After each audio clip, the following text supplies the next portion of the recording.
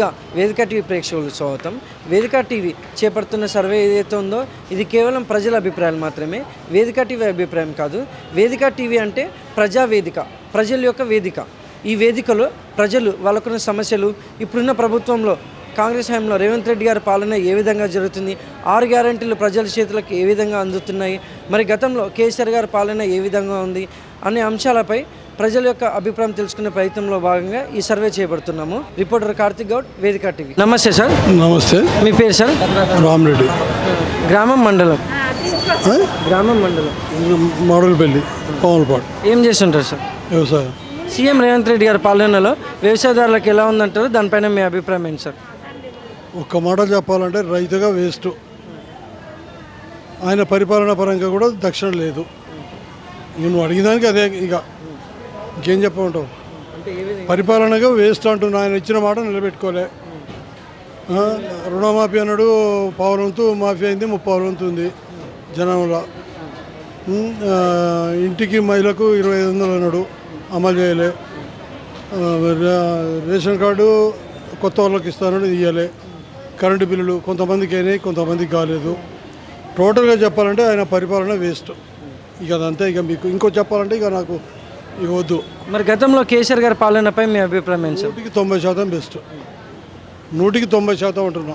హామీలు ఇవ్వకుండా కొన్ని అమలు చేసిండు, కొన్ని ఇచ్చిన హామీలు అమలు చేయలేకపోయిండు. అమలు చేయలేకపోవటాన్ని ఆయన ఓడిపోవడానికి కారణం. ఏది దళితులకు 3 ఎకరాలు, దళితులకు 3 ఎకరాలు పోతే ఇంట్లో ఒకటి, అవి 100కి 10% అమలు చేయలే.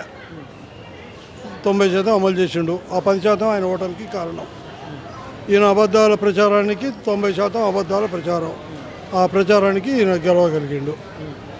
ఏంది మీరు అడిగిన దానికి సూటిగా షార్ట్గా చెప్తున్నా. Thank you sir. Thank you. నమస్తే సార్. నమస్తే అండి. మీ పేరు సార్? నా పేరు రామకృష్ణ. ఏం చేస్తుంటారు సార్? నేను నిరుద్యోగిని, జాబ్స్ కోసం ప్రిపేర్ అవుతున్నా. గ్రామం మండలం? కటంగూరు మండలం, ఇదులూరు గ్రామం. సీఎం రేవంత్ రెడ్డి గారి పాలనపై మీ అభిప్రాయం ఏంటి సార్?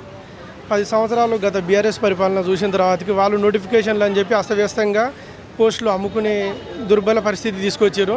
ప్రస్తుతం కాంగ్రెస్ అన్న వస్తే 10 సంవత్సరాల తర్వాతకి తెలంగాణ వచ్చిన తర్వాతకి ఇచ్చిన పార్టీగా అవకాశం ఉంటుందేమని అనుకున్నాం. కానీ వీళ్ళు కూడా యథాతథంగా ఉంది. వాళ్ళు రిక్రూట్మెంట్ వేశారు, వేసిన వాటికి వీళ్ళు ఫిల్ చేస్తారు తప్ప ఆ 100ల స్థాయిలో లేవు. గ్రూప్ 2లు, గ్రూప్ 3లు కూడా గ్యారంటీగా లేవు పోస్టులు. మనకు 700, 800, 1000 ఈ రకంగా పోస్టులు వేసి 5 లక్షలు, 10 లక్షల మంది నిరుద్యోగులు ఉంటే ప్రతి సంవత్సరం బయటికి లక్షలలో నిరుద్యోగులు వస్తారు.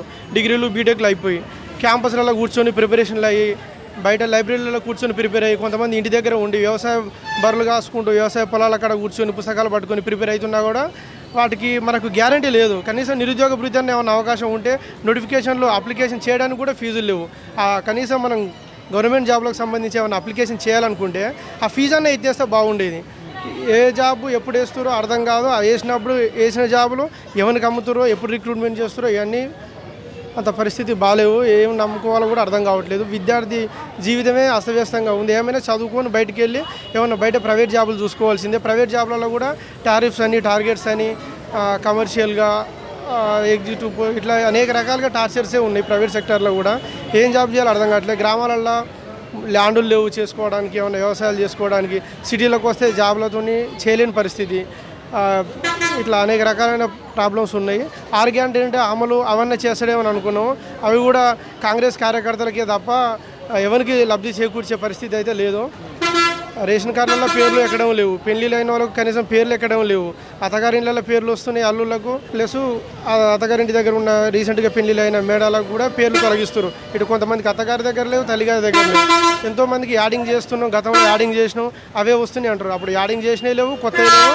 ఏమైనా ప్రకటనలకే ఆ సన్న బియ్యం కూడా కల్తీ అని, ప్లాస్టిక్ బియ్యం అని అనేక రకాలుగా ప్రతి ఒక్క స్కీమ్ మీద 100% ఇంప్లిమెంట్ లేదు. 20% అది ప్రకటనలకే ఉంది తప్ప ఎటువంటి ఉపయోగం లేదు.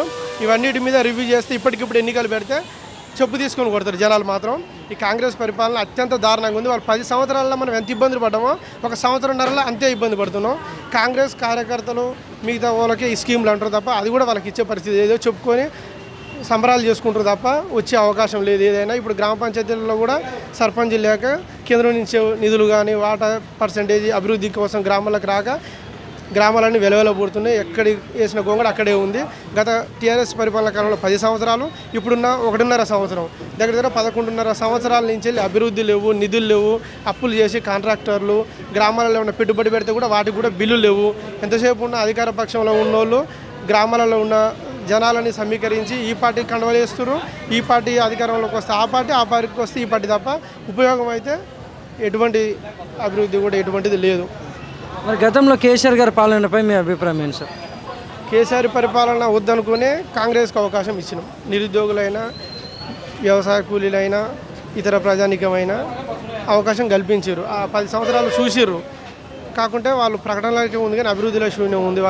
వాళ్ళది కూడా పెద్ద ఎత్తున కాంట్రాక్టు విషయాల్లో కానీ ఇతరత్ర విషయాల్లో కానీ వ్యతిరేకత ఉంది. కానీ ఒక సంవత్సర కాలంలో ఇంత పెద్ద ఎత్తున వ్యతిరేకత వస్తుంది అనుకోలే. మాకు నిరుద్యోగులకు కావాల్సింది ముఖ్యంగా నిరుద్యోగ భృతి కావాలి. మాకు నిరుద్యోగ భృతి ఇచ్చి ఏ నోటిఫికేషన్ ఇచ్చినా కొన్ని పోస్టులు పెంచిన పోస్టులకు అప్లికేషన్ చేసుకోవడానికి ఫీజు వెసులుబాటు చేస్తే కొంత నిరుద్యోగుల నుంచి బెటర్గా ఉంటుంది. Thank you sir. Okay, thank you.